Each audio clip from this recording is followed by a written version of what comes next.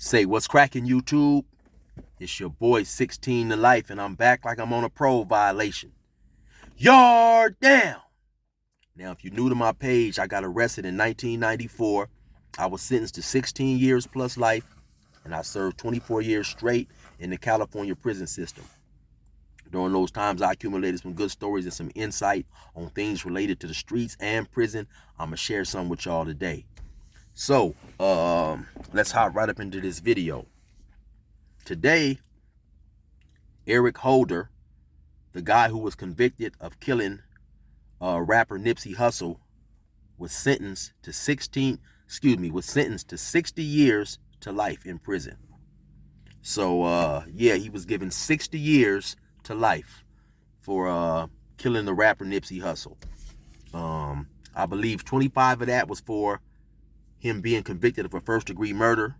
Another 25 years was for the gun enhancement, and then the last 10 years was for the two other people who was also shot. I believe he was also convicted of attempted voluntary manslaughter and a few other charges that also ran concurrent with his 60 year to life sentence. So concurrent means basically being served at the same time,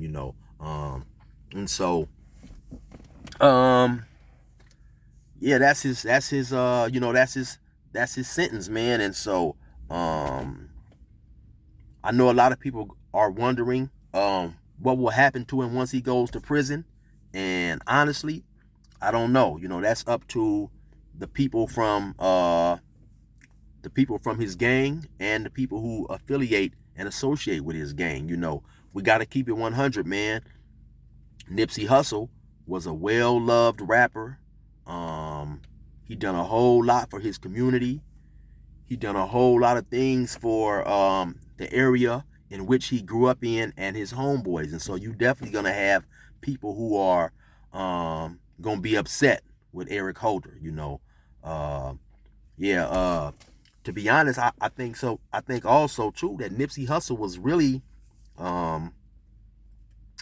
one of the first rappers we seen putting on, for his community, man, for his environment, the changes that he was trying to make, the good things that he was trying to do in his area, in his neighborhood, the information that he was giving to people around there, in trying to uplift and empower them in certain ways to own their own businesses and be your own boss. So yeah, you definitely, when you do things like that, especially coming from a community that he came from, you have people who extremely admire your efforts. You have people who look up to you, and people who have a great love for you.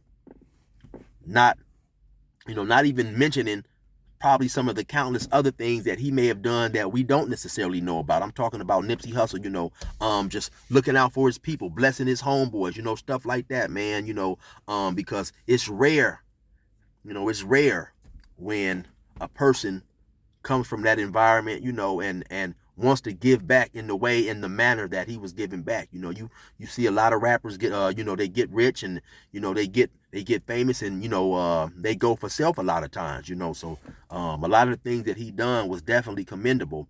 And of course you have people who definitely feel his music. His music resonated with a lot of people, man. So what's gonna happen when Eric Holder hits the penitentiary? That remains to be seen, right?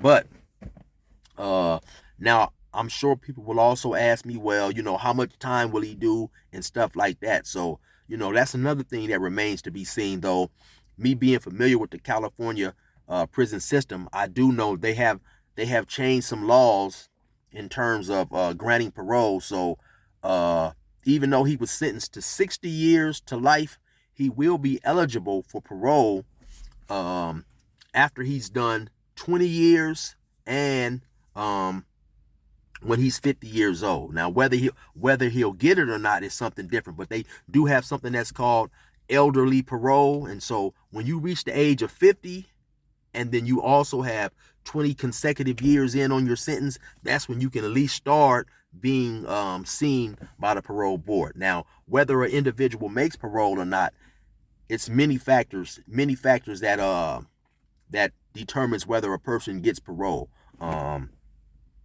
First and foremost, your behavior and your prison record.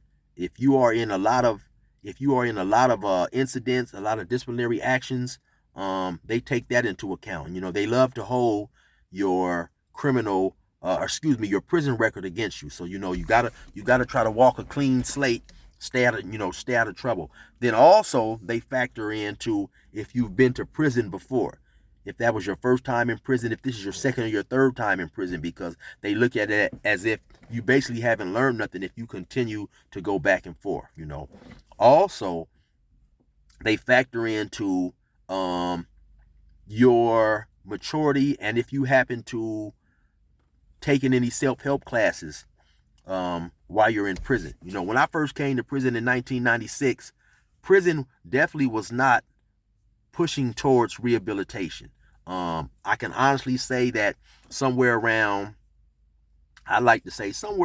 2013, 14, they really began to push for rehabilitation.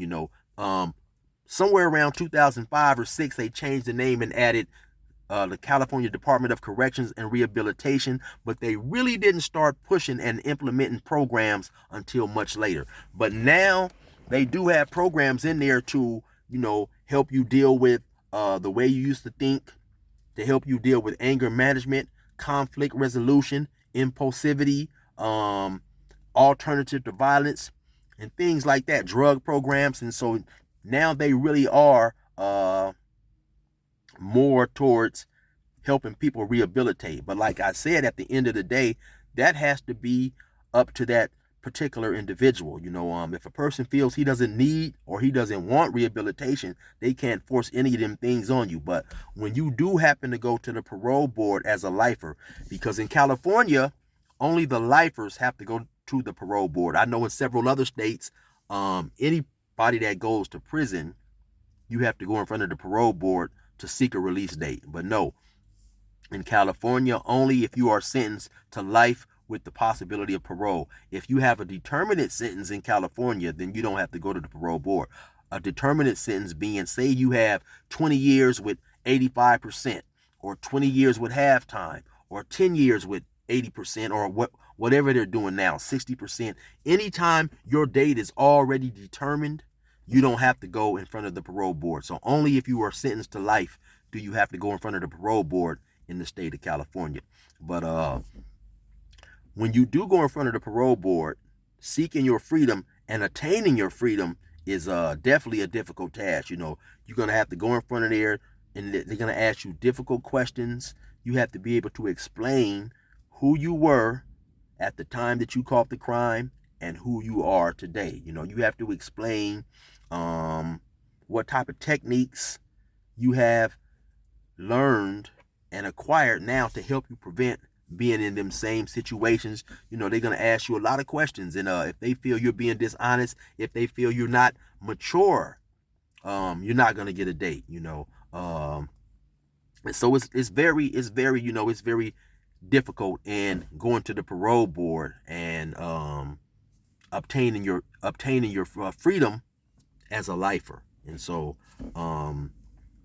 in the event you have been to prison before, it's very unlikely, if you came back and was sentenced to life, it's very unlikely that you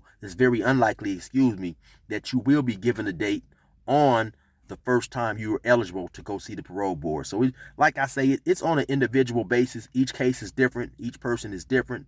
But that's the scenario on him, man. So yeah, once again, he was sentenced to 60 years plus life, or 60 years to life. Some people will say that's ironic that he got 60 years, but that's what the judge ended up giving him earlier today when he was sentenced. So anyway, man, you already know what it is. It's your boy 16 to life. Rest in peace to Nipsey Hussle, man. Y'all resume normal program.